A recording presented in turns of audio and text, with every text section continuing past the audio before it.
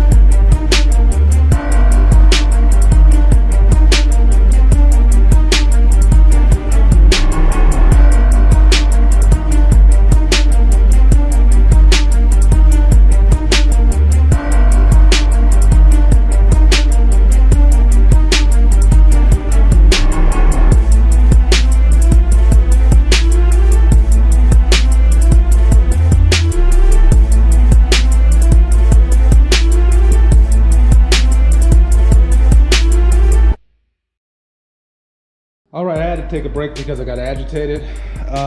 So what happened was the servo motor, the wires, for lack of a better term, they got caught between the swing arm and the casing right up in here. So I had to kind of shimmy it to get it from back up in here. You probably can't see it, but it was jammed in between the actual swing arm and the engine. So that worked itself out. I have a servo buddy here just not to throw codes, although I'm pretty sure I have Willis software, so that should be able to be flashed out anyways. But for now, until I flash it, it's gonna be here. Let me run around the other side, because right now I'm working on this bolt right here, and this should free up the back where the catalytic converter is right now. And then I've already loosened up all of the O2 sensors, the stock ones. I'm probably gonna go right back with installing these into the Brocks exhaust. And then the plan from here is, because I'm changing all of these hoses, I'm gonna drain the radiator and the reservoir, push and loosen up this radiator, push it forward so that I'll have a lot of room to take off the headers. It just kind of works itself out that I'm doing two things at once, so yeah. What I will say is this bike is a little bit different from the older gen, so it's taken me a little bit longer to do what I normally would do with my other S1Ks, but I'm getting through it slowly but surely.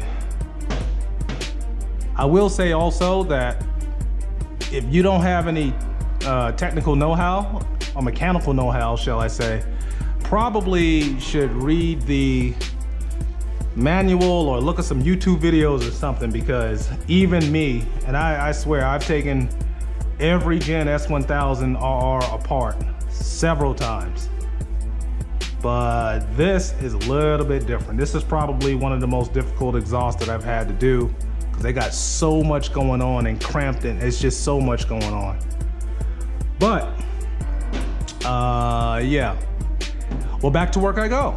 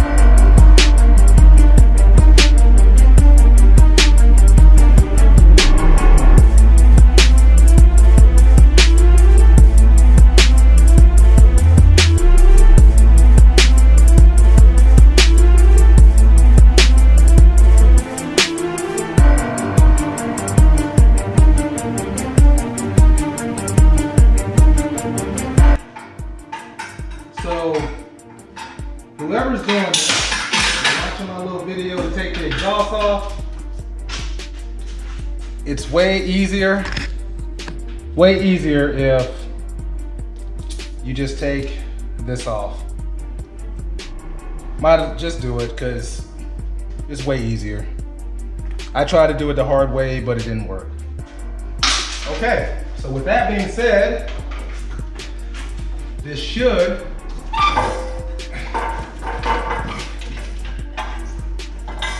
and oil cooler.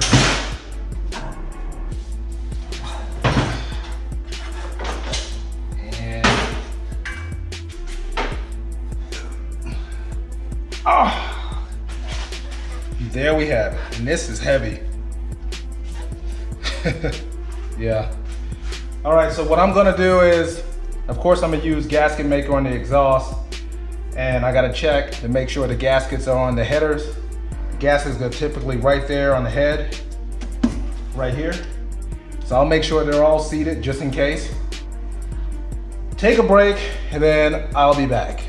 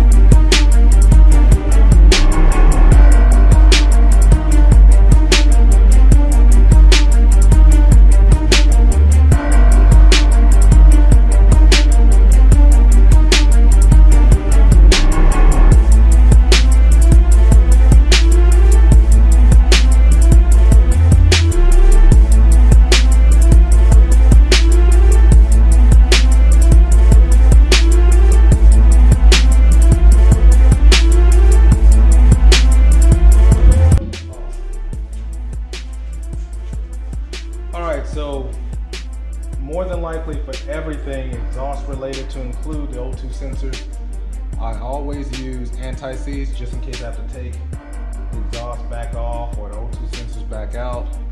This just makes everything easier when you're trying to take things apart later. Anybody who has ever taken an exhaust apart and had rust and bolts that don't want to move, it's just too much work. So to save yourself the trouble, just put a little dab or so of this on there and you're good to go.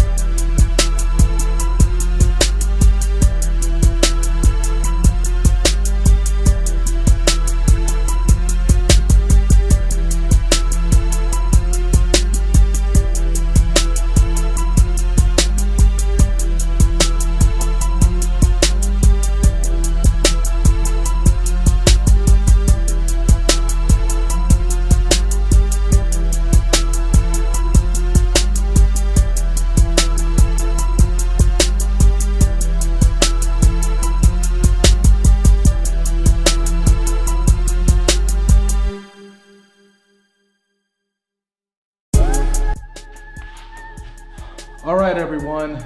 It is 1 o'clock in the morning and I've been messing with this exhaust forever. However, I'm still motivated. So once I tighten down the exhaust, then I'll begin actually putting the radiator and everything back together with the race hoses. I'll bleed the system and do all of that at another time, but I have all the O2 sensors, the stock ones anyway, into the exhaust. Shout out to Brocks for actually having provisions for that. I've already wiped the exhaust down once. I'll go over it again with some alcohol once I'm totally finished. I just have to tighten down all of the nuts or the bolts for the headers and then put on all the springs. After that, I'll tighten up all of this and pretty much this portion of the install is complete. So.